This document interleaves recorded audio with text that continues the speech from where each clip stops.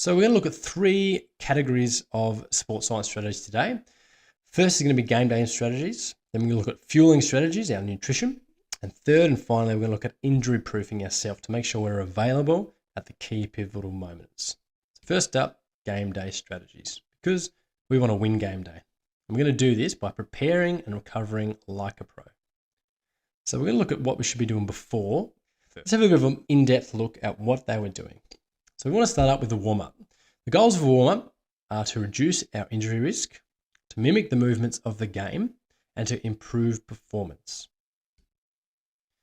So picture the triangle.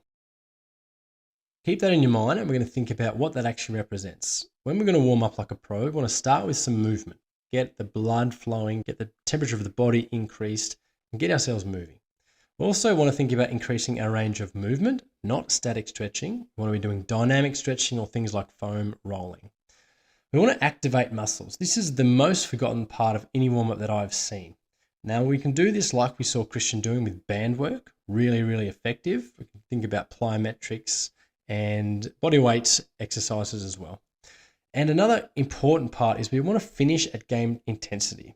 Our skills, drills, sprints, whatever we're doing in our warm-up, we want to make sure that matches the game intensity. If we go back to our triangle here, our pyramid, we can think about it in terms of intensity. The top of the pyramid is game intensity, ready to jump on that park, that pitch, that court, whatever it is, and perform at our absolute best. So we want to start low intensity, number one, get moving. We want to start increasing the intensity with our dynamic stretching movements. We want to start activating muscles, a bit more explosive, and then we want to get our game intensity happening. Now, question, what's the biggest muscle in the body? The answer is your glutes. Now, a lot of people forget this. If you're warming up, you want to make sure you warm up the biggest muscle of your body. Now, here's an example of using TheraBands or stretchy bands to help do this. Always incorporate a dynamic warm-up at the start of your session. Don't just think of it as a way to reduce injury, but actually treat it as a part of your sessions, and you're going to get tons more out of your drills. Then I always go into a little bit of activation, just using this resistance band. I go through each of these movements around 10 repetitions or so, making sure everything is activated and ready to go, especially those hard to activate areas like the groins and glutes and hip flexors. These are really going to help you fire those up. Again, just like with the dynamic warm-up, it's going to help you perform better and also reduce the risk of injury. So I think a stretchy band is key for any young athlete. This is a really good way to activate those muscles, specifically the big glutes, helping give us that power, activate that power for when we get into our sport. And these are really affordable as well, maybe $10, $15, highly recommended. So they're the kind of things we want to be thinking about before our game, preparing like a pro. Now, what are we going to do during our game? Usually most sports have a halftime break. Some have a couple of other breaks in between. We're going to focus on intra-game strategies. We want to focus on energy boost, rehydration, and rest. So here's what you should be doing. Carry a sports drink.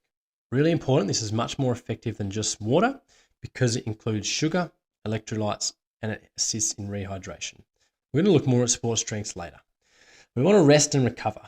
For example, soccer players will be running around for 45 minutes, so it's important that we give ourselves that 10-15 minutes to rest. Just sit, be still, recover. Another thing we might want to do for our mindset, our psychology, is set goals for the rest of the game.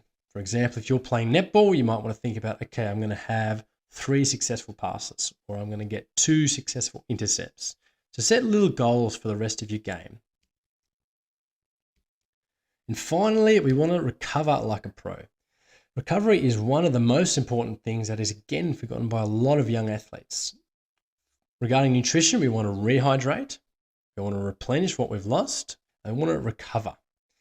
Now, to do this, blood flow is really important. I'd suggest going for a cool down at around 40% of your max heart rate. So this could be a light jog for 5 minutes. This just helps a slow transition. If we think back to our pyramid, we don't want to just stop exercise. We want to slowly come back down to rest. So a cool down helps to do this. Like we mentioned before, compression gear, there's a lot of evidence to suggest that that is really good for recovery, again, assisting in blood flow. So get them on as soon as you can. Cold water, again, really popular at the moment. There's a lot of evidence to suggest that it helps with the recovery process. But the most important thing is sleep. You need to sleep to recover at your best. It's really good to think of your body like a battery, as we can see in the bottom right there. When we've finished our game, we're going to be in the negative or the red one. Now we want to slowly build back up so we've got a full battery ready to go for the next training session or game. There's some tools that can help us with this. The athlete's performance journal is something that was developed by a professional athlete for athletes.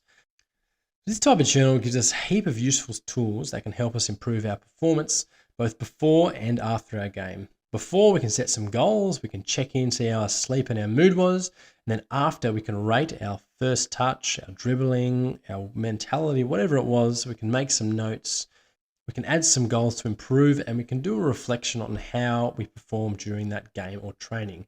This is a key thing that elite athletes are doing, and again, if you want to be the best, do what the best do. That's how we win game day, before, during, and after.